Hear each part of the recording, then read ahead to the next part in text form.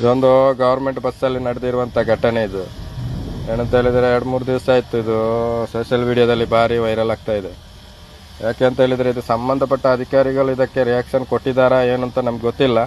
ಆದರೆ ನಾನೇನು ಹೇಳ್ತಾ ಇದ್ದೇನೆ ಅಂತ ಹೇಳಿದರೆ, ಇದು ಎಷ್ಟು ಜನ ಶೇರ್ ಮಾಡಲಿಕ್ಕಾಗತ್ತೆ ಅಷ್ಟು ಜನ ಶೇರ್ ಮಾಡಬೇಕಿದು. ಯಾಕೆ ಅಂತ ಹೇಳಿದರೆ ಅವನಿಗೆ ಆದ ಒಂದು ಫ್ಯಾಮಿಲಿ ಇರುತ್ತೆ. ಆ ಫ್ಯಾಮಿಲಿ ಒಳಗಡೆ ಅವನು ಗೊತ್ತಾಗಬೇಕು, ಇಂಥ ಒಂದು ಕಾಮದವನು ನಮ್ಮ ಫ್ಯಾಮಿಲಿ ಒಳಗಡೆ ಇದ್ದಾನೆ ಅಂತೇಳಿ. ಯಾಕೆ ಅಂತ ಹೇಳಿದರೆ ಇಂಥದ್ದು ಕಂಡಕ್ಟರಲ್ಲಿ ಸುಮಾರು ನೋಡಿದ್ದೇನೆ, 100ರಲ್ಲಿ 10% ಇಂಥದ್ದೇ ಇರೋದು. ಯಾಕೆ ಅಂತ ಹೇಳಿದರೆ ಬಾಕಿ 80% ಒಳ್ಳೆ ಜನಕ್ಕೆ ಇಂಥ 10% ಅವರು ಕಲಂಕ ತಂದಿರೋದು. ಒಂದೊಂದು ಇರುತ್ತೆ, ಲೇಡೀಸು ಮಿಡ್ಲಲ್ಲಿ ಒರೆಸ್ಕೊಂಡು ಹೋಗೋದು, ಅಲ್ಲದ ಜಾಗಕ್ಕೆ ಟಚ್ ಮಾಡ್ಕೊಂಡು ಹೋಗೋದು, ಇಂಥದ್ದು ಸುಮಾರು ನಾವು ನೋಡಿದೇನು ಹೊಸದಾಗಿರೋದೇನಲ್ಲ. ಇದು ಒಂಥರದ ಒಂದು ರೋಗ, ಗೊತ್ತಾಯ್ತಾ?